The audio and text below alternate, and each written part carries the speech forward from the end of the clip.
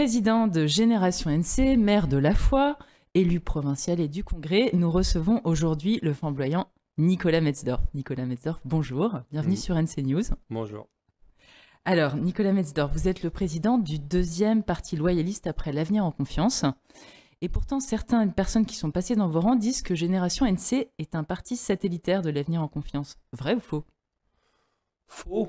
Je crois que c'est une critique qui émane surtout de notre volonté d'unir les loyalistes pendant la période référendaire.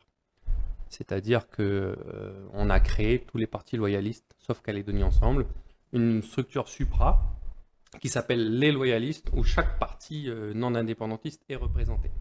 Et c'est vrai que l'Avenir en Confiance avait déjà regroupé pas mal de partis non indépendantistes, hein, comme les Républicains calédoniens de Sonia Baquez, comme le Rassemblement de Thierry Santa, comme le MPC de Gilles Brial. Et donc, du coup, c'est vrai que beaucoup de partis de l'AEC font partie des loyalistes. Et quand nous, on vient juste siéger aux loyalistes, ça peut apparaître comme étant une alliance simplement avec l'AEC.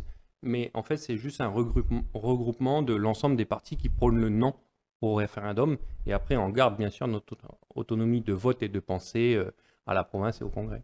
Vous gardez aussi votre autonomie par rapport au rassemblement. Que pensez-vous justement du récent discours de Pierre Frogier qui s'intitule « Sachons négocier un désaccord » et qui évoque la proposition institutionnelle de l'hyperprovincialisation. Est-ce que vous êtes dans cette voie ?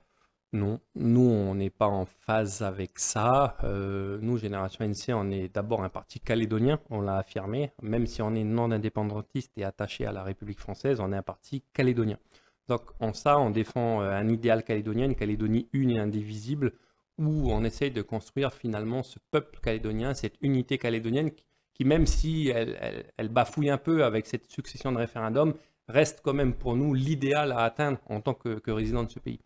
Donc on ne peut pas être, nous, philosophiquement d'accord avec une vision qui serait de dire les Calédoniens entre eux ne sont pas compatibles, les Kanaks, les non-Kanaks, les indépendantistes, les non-indépendantistes. Pour nous, il y a une force qui vient dépasser ça, si vous voulez, c'est le fait d'habiter sur cette île, de vivre cette île et puis de vouloir son bien à tous.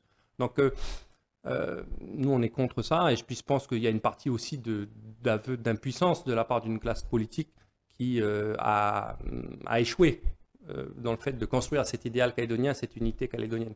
Nous, on est jeunes, on est encore nouveaux et on a beaucoup d'espoir sur le fait de pouvoir réussir ça. Espoir ou illusion morte ? Vous savez, on ne fait pas de politique si on n'a pas une part d'utopie en soi. Hein. Je crois qu'on se bat tous pour des idéaux.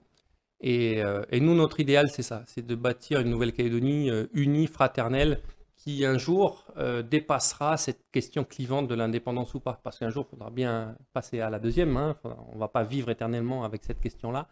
Et je pense que la sortie de l'accord sera l'occasion de solder finalement la question institutionnelle et de pouvoir faire avancer notre pays définitivement dans le XXIe siècle.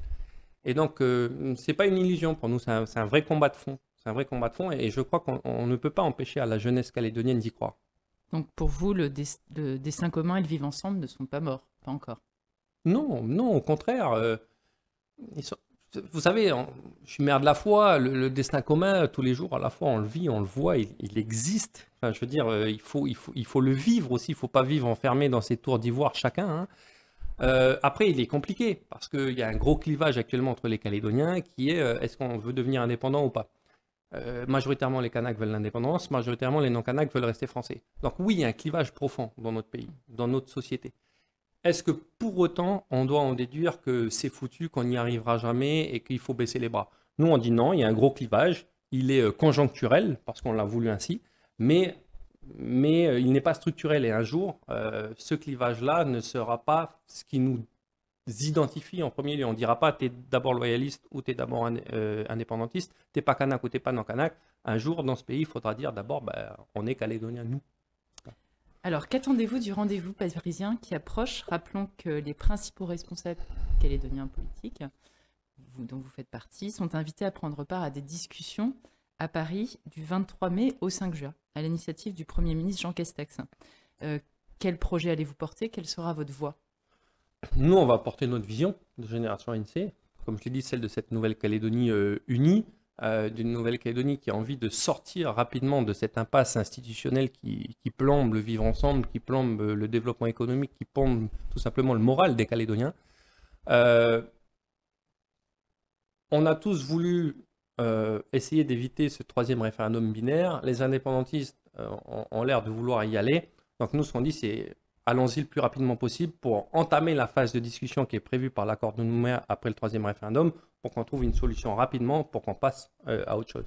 Donc vous préconisez plutôt la tenue du troisième référendum avant la fin de l'année, avant Oui, cette fin d'année. oui, parce que vous savez, on est quand même dans cette phase référendaire depuis 2018, et plus en amont avec la préparation de ce premier référendum, etc. Ça va faire 3 ans, voire 4, qu'on a mis le pays sous cloche avec cette question institutionnelle. À un moment donné, il faut prendre la cloche et l'enlever. C'est-à-dire, allez, on évacue le troisième. Quel que soit le résultat, de toute façon, il faudra qu'on discute parce que jamais on va accepter le résultat de l'un ou de l'autre en l'état. Et donc, il faudra trouver une solution intelligente, innovante, sur comment on continue de construire la Nouvelle-Calédonie d'après. Et pour arriver à cette étape-là, qui est quand même la plus importante, eh ben, il faut rapidement passer le troisième référendum. Est-ce que vous pensez que les indépendantistes seront d'accord pour discuter, quel que soit le résultat? Moi, ce que je note toujours dans le discours indépendantiste et qui est intéressant, c'est qu'ils ne refusent jamais la discussion. Alors, ils ont des positions qui sont fermes, qui sont dures, mais ils sont toujours là autour de la table. Donc, l'important, c'est qu'ils viennent, qu'on discute, et on verra. Vous savez, on est sorti de beaucoup de conflits par la discussion en Nouvelle-Calédonie. Récemment, l'usine du Sud a démontré que des positions antagonistes pouvaient devenir une position commune. Donc moi, vous savez, on est jeunes, on y croit, donc j'ai envie de dire, il faut y aller et puis mettre les arguments sur la table et trouver des compromis. Je suis sûr qu'on peut y arriver. C'est bien, on voit quelqu'un de confiant. Oui, toujours. Autre sujet, la quatorzaine va être réduite à une septaine pour les vaccinés. Que vous inspire cette décision? Elle est très bonne. Elle est très bonne. J'ai envie de dire, pourquoi une septaine, même, il faut peut-être diminuer, mais c'est bien de commencer par ça. Je crois qu'il faut, on sait tous que la sortie de la crise du coronavirus, c'est la vaccination. C'est la vaccination d'une majeure partie de la population. Et pour convaincre les plus sceptiques, pour arriver à vacciner un maximum de monde, à un moment donné, il faut démontrer que vacciner, ça apporte un plus pour le quotidien des Calédoniens. Si on est vacciné et puis finalement qu'on est soumis aux mêmes règles que les non-vaccinés, on n'arrivera pas à vacciner tout le monde. Donc il était important de faire un geste envers les vaccinés, de dire voilà, j'ai été responsable, je me suis fait vacciner. Donc oui, moi je fais plus de quatorzaine, je fais juste 7 jours dans un hôtel. C'est une très bonne décision du gouvernement. Et à la fois, la vaccination suit son cours aussi. Vous avez été particulièrement actif sur... Oui, je crois qu'on s'est affirmé en tant que tel, Génération INSEE, moi, comme des pro-vaccination. Donc il était normal qu'à la fois on organise le premier vaccinodrome de Nouvelle-Calédonie, qui a rencontré un très large succès en partenariat avec la province sud, la dépasse notamment, qu'on salue et qu'on remercie beaucoup pour leur implication. On a pu vacciner 408 personnes en une journée à la fois. Il y a une deuxième séance qui est prévue le 17. C'est quelque chose qui marche très bien et qui plaît. Et ce n'est pas seulement pour la Foix, c'est les habitants de la région. Alors, vous avez été élu maire de la Foix en juin dernier, fief de Calédonie Ensemble depuis plusieurs dizaines d'années. Comment ça se passe aujourd'hui au sein de la commune, justement, avec vos équipes municipales? Ça se passe très bien. Franchement, la Foix, c'est une commune qui est extraordinaire, qui est magnifique déjà. Les gens sont sympathiques, les gens sont accueillants. J'ai vraiment affaire à une population qui est respectueuse, qui finalement est dans la construction aussi. J'ai jamais de rapport de force avec les citoyens, etc. C'est vraiment, on essaye d'avancer ensemble sur tous les sujets. Donc c'est vraiment une commune qui est exceptionnelle pour ça. Au sein du conseil municipal, on est en ordre de marche. On a notre nouvelle secrétaire générale. Les effectifs sont remplis. Ça fait maintenant 10 mois qu'on est en place et on s'applique à mettre en œuvre notre programme. On vous a vu proposer des terrains à bas prix pour inciter les entrepreneurs à s'installer à la Foix. Et puis là, plus récemment, vous souhaitez investir dans une nouvelle galerie commerciale. Ça bouge à la Foix alors? Oui, il faut bouger parce que quand on stagne, on n'avance pas et les autres se développent, donc finalement on régresse. Et donc l'idée pour moi, c'est toujours de garder la Foix comme étant la commune la plus belle, la plus dynamique de Brousse. Et pour ça, il faut tout le temps innover, chercher des solutions. Et c'est comme ça qu'avec l'équipe municipale, on a décidé de louer nos terrains communaux, de les vendre pour faire venir des investisseurs. Et c'est vrai qu'aujourd'hui, il y a un groupe qui s'intéresse pour investir dans une galerie commerciale à la fois. C'est 1,5 milliard d'investissements, c'est plus d'une centaine d'emplois créés. Je crois que pour une petite commune de Brousse de 3500 habitants, quand à la veille du troisième référendum, on vient investir 1,5 milliard et créer 100 emplois, c'est inespéré. Je crois que toutes les communes de Brousse voudraient vivre un pareil investissement et aujourd'hui, on a la chance de pouvoir le concrétiser sur la commune. Donc, j'espère que ça se réalisera. Bien sûr, en partenariat avec tous les acteurs économiques de la commune, les commerçants déjà installés, les consommateurs, les coutumiers, les élus. Enfin, voilà. Il faut aussi avancer de manière concertée pour que ça puisse aboutir. C'est pas un peu la folie des grandeurs pour une si petite commune? Bah, écoutez, j'ai envie de vous dire, après, c'est les investisseurs, hein, c'est pas de l'argent public qui est mis sur la table, hein, c'est de l'argent privé. Donc, si les privés estiment qu'ils ont la capacité à investir et qu'ils auront le retour sur investissement, c'est pas moi qui vais les bloquer. Égalité homme-femme, appel d'offres de Nouméa sur les ferries de Noël, sécurité au Mont d'Or, vous êtes sur tous les terrains. Mais quel est votre fil rouge vraiment à Génération NC? L'intérêt général, toujours. L'intérêt général, la défense des Calédoniens, selon nos convictions. Donc, on intervient sur tous les sujets quand on estime que ça ne va pas dans le bon sens, ou alors que ça va dans le bon sens. Mais en tout cas, on veut que les Calédoniens sachent et comprennent notre position. Un parti politique, c'est là pour donner une orientation, c'est là pour prendre position. On n'est pas là pour décorer la maison. Donc, on s'exprime régulièrement sur tous les sujets, à chaque fois dans les conseils municipaux, en assemblée de province ou au congrès. Donc, oui, on est sur tous les fronts. Vous avez aussi adressé un courrier au ministre des Outre-mer pour lui indiquer les difficultés rencontrées avec le fret aérien. Oui, alors c'est très simple à comprendre, hein. Avec la crise du coronavirus, il y a moins de fret aérien. Donc, il y a moins de lots qui sont réservés aux entreprises calédoniennes, hein, pour faire venir leurs produits. Et donc, du coup, ce qui est rare est cher. Et ce qu'a fait Air France est totalement ahurissant. C'est-à-dire que les lots restants, ils les mettent aux enchères.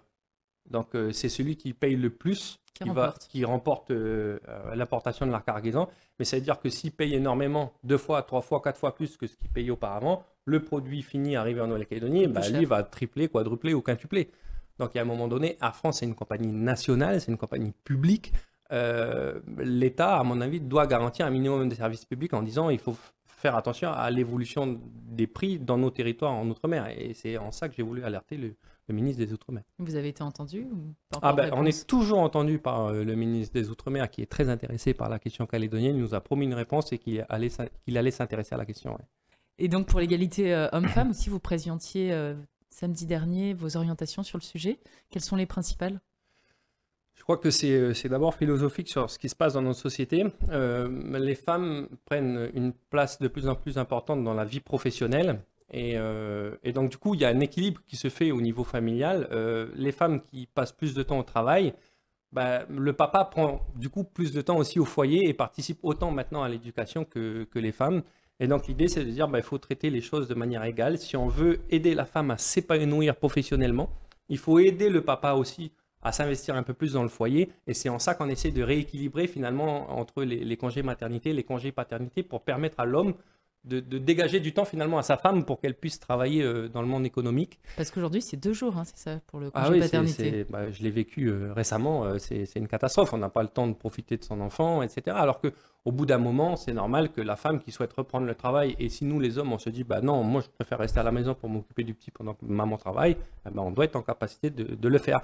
Le congé paternité si faible et avec un gros congé maternité, c'est aussi le reflet d'une société patriarcale quelque part, et c'est en ça qu'il faut lutter. Parce qu'on parle beaucoup de violences faites contre les femmes dans le combat de la condition féminine, mais on ne parle pas beaucoup de la place de la femme dans le monde du travail. Et je pense que c'est d'abord le plus gros vecteur de l'émancipation de la femme que d'être reconnue économiquement, socialement, enfin en tout cas professionnellement. Et nous, on veut vraiment mettre l'accent dessus parce que c'est vrai que je pense que sur les violences, tout est fait, ou en tout cas tout le monde s'intéresse à ça. La place de la femme dans le monde du travail, aujourd'hui, ce n'est pas assez défendu. Les femmes en Nouvelle-Calédonie, selon les dernières études, sont plus diplômées, d'accord, que ce soit au niveau du bac ou au niveau des études supérieures que les hommes. Pourtant, elles ont un emploi qui est beaucoup plus précaire. Et en plus, on le sait tous, à travail égal, elles sont moins bien payées. Donc au bout d'un moment, c'est une inégalité qui est injuste. C'est finalement la plus grosse discrimination parce que c'est la moitié de la population, la femme, qui est discriminée. Donc, on parle de discrimination tous les jours. La plus grande des discriminations que connaît la Nouvelle-Calédonie, la France et le monde en général, c'est la discrimination envers la femme.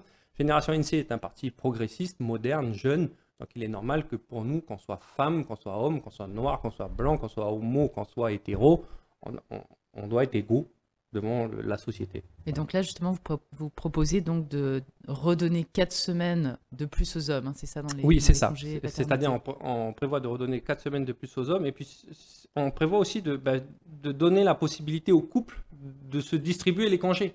Comme c'est le cas en Suède ou dans Voilà, c'est ça. pays. C'est-à-dire, si la femme a des congés maternité qu'elle ne souhaite pas utiliser, alors que papa veut l'utiliser, bon, on transfère à papa. C'est vraiment l'idée, c'est de donner le congé au couple. Voilà. Et puis, c'est à eux ensuite de se caler, quoi. Puis ça permettrait de se remettre un peu plus aux normes par rapport à la France aussi. Je crois qu'ils vont passer à 28 jours. Oui, sur c'est ça. les congés La de France, paternité. la France prend le même chemin. C'est-à-dire qu'au bout d'un moment, il faut s'adapter à la réalité de notre société. Aujourd'hui, les femmes sont dans le monde du travail. Les hommes sont de plus en plus présents au foyer. Il est normal que les pays dits développés aillent en ce sens-là. Et nous, aujourd'hui, ce qu'on voudrait, c'est aller dans ce sens, mais aussi arriver au bout à une égalité totale. On ne doit pas différencier les sexes sur l'éducation des enfants. Ce n'est plus au XXIe siècle, je pense, pertinent. On a encore quelques trains de retard en Calédonie. Oui, mais on les rattrape, on les rattrape. Bon, en tout cas, merci beaucoup pour votre intervention, Nicolas Metzdorf. Et puis à très bientôt sur NC News. Merci pour l'invitation. Longue vie à vous.